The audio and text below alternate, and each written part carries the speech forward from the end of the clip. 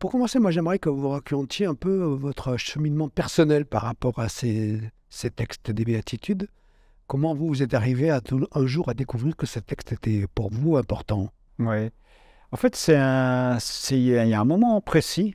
euh, j'ai essayé de reconstituer la date, je crois que c'est 95. Donc 95, j'avais 40 ans. Donc Ça ça date veut pas dire que trop, ça ça date pas fait trop. quand même presque 30 ans.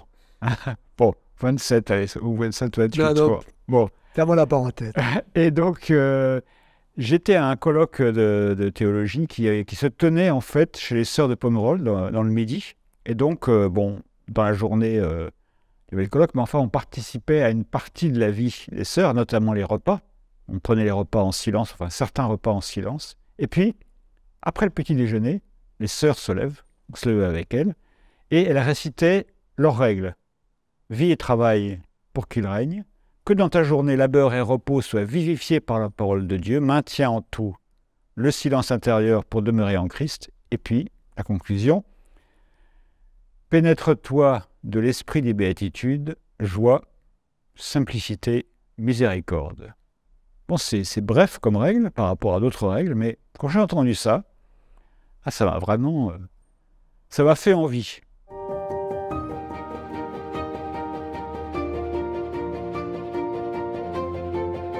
C'était comme s'il y avait une sorte, je sais pas, hein, c'est un peu un appel profond là qui se jouait à ce moment-là. Puis je me suis dit, ouais, ben ça c'est une direction forte et vivante.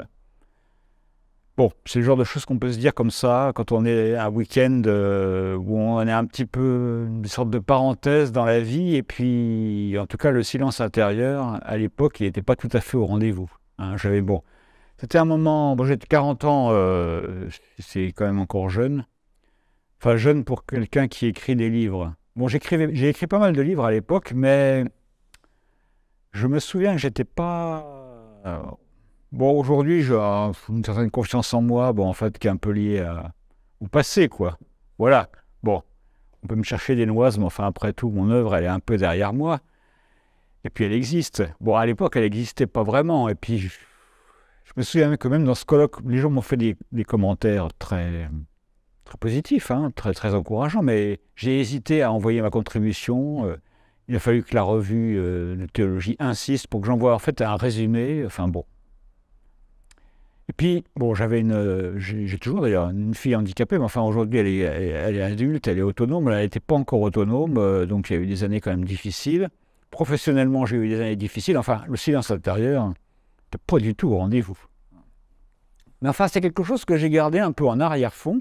Et puis après, ben, plusieurs années après, 10 ans après, quand mes enfants étaient adultes, etc., j'ai eu l'occasion de refaire des retraites méditatives, de marches méditatives. Et puis à ce moment-là, alors j'avais déjà un peu fait du chemin, mais vraiment ça m'a rejoint de nouveau. Et puis, tout d'un coup, c'est comme si, en fait, on trouve un peu la porte d'entrée, quoi. En fait, ce texte qui me paraissait beau, le texte des Béatitudes, puis joie, simplicité, miséricorde, c'est beau, mais ça peut être écrasant aussi. Enfin, je m'en sentais quand même loin. Enfin, une sorte d'horizon, d'idéal inaccessible. Et puis tout d'un coup, c'est comme si je trouvais la porte d'entrée. Et puis, je commençais à pouvoir me l'approprier, en vivre, et puis me rendre compte qu'effectivement, là-dedans, il y a un bonheur. Alors que souvent, quand on lit les Béatitudes, c'est plein de paradoxes, et puis on a l'impression que... Ouais, on se demande si Jésus n'est pas en train d'essayer de nous piéger, de nous tendre un piège, ou je sais pas quoi, parce qu'en fait, il a une définition du bonheur tellement incroyable. Mais finalement, en y rentrant, eh ben oui, je me suis rendu compte qu'il y avait vraiment un bonheur, une liberté, enfin un dynamisme dans ces formules, à condition qu'on trouve la porte d'entrée, quoi. Et finalement, donc c'est à 50 ans passés que j'ai commencé vraiment à m'approprier ce texte et à en faire quelque chose. Alors justement, parce que tu as déjà dit pas mal de choses, mais la porte d'entrée, c'est quoi cette porte d'entrée? Parce que ça paraît insurmontable. Les personnes peuvent vivre ça. Donc ça nous écrase, comme tu disais récemment. Mais comment on fait pour basculer dans l'idée que c'est un guide ou c'est une direction, c'est une boussole? Ouais, alors ces approches méditatives et spécialement de marche méditative où je lisais la parole de Dieu, mais en marchant. Ça m'a quelque part un peu... Ouais, justement, ça m'a procuré une forme de silence intérieur, pour le coup, et puis de me rendre compte que... enfin, ça permet un certain lâcher-prise, ça permet de lâcher un certain nombre de choses. C'est-à-dire quand on est parti dans le quotidien, cerné par des enjeux, etc., on ne pense pas tellement qu'on pourrait vivre ça avec beaucoup plus de distance et surtout beaucoup plus de radicalité.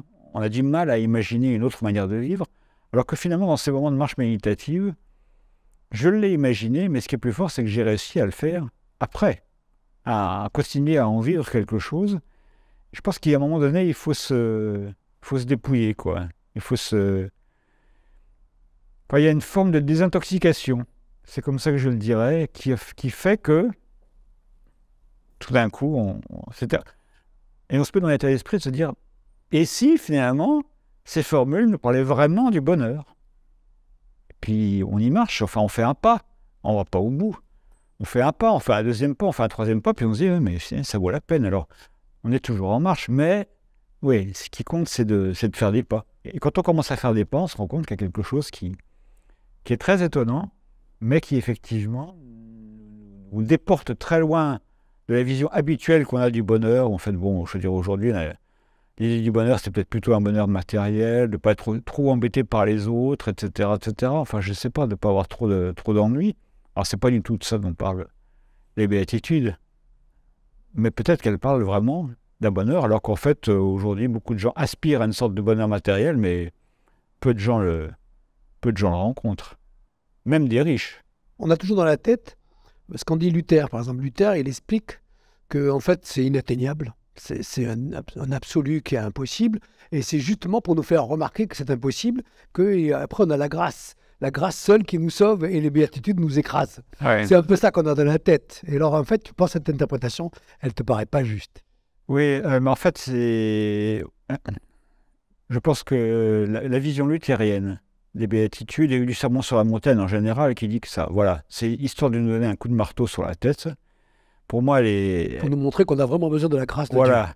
En fait, pour moi, elle n'est pas juste parce qu'en fait, les béatitudes, finalement, quand on lit les béatitudes, on se rend compte qu'elles nous décrivent la manière dont Jésus a vécu. En fait, c'est une description, on peut aussi les voir comme ça, c'est une description de la manière dont Jésus a vécu. Si on y réfléchit, c'est les choix de vie qu'il a fait. Alors, pourquoi est-ce qu'il les a fait? Il les a fait aussi peut-être pour nous encourager, pour nous ouvrir une voie. Donc, évidemment, l'idée n'est pas de se dire qu'on va vivre de la même manière que Jésus, qu'on soit capable de le rejoindre complètement, mais c'est une voie qui nous ouvre. C'est une voie qui nous ouvre et il a vécu comme ça, c'est aussi une forme de révélation. C'est pas seulement ses paroles qui étaient une révélation, c'est sa manière de vivre qui nous révèle ce que peut être une vie libre dans le dialogue avec Dieu. Et puis voilà, il faut pas voir ça comme une sorte, alors c'est pas voir ça comme une sorte de championnat sur le mode jusqu'à quel point est-ce que non, il faut voir ça c'est des pistes qui nous ouvrent et que Jésus nous ouvre pour nous libérer, pour nous révéler une manière de vivre qui est à notre portée. Qui est proche, comme il le dit, c'est le royaume de Dieu, il est tout proche. Et encore, il faut y aller. Et pour moi, c'est un élan que Jésus nous donne, c'est pas un coup de marteau.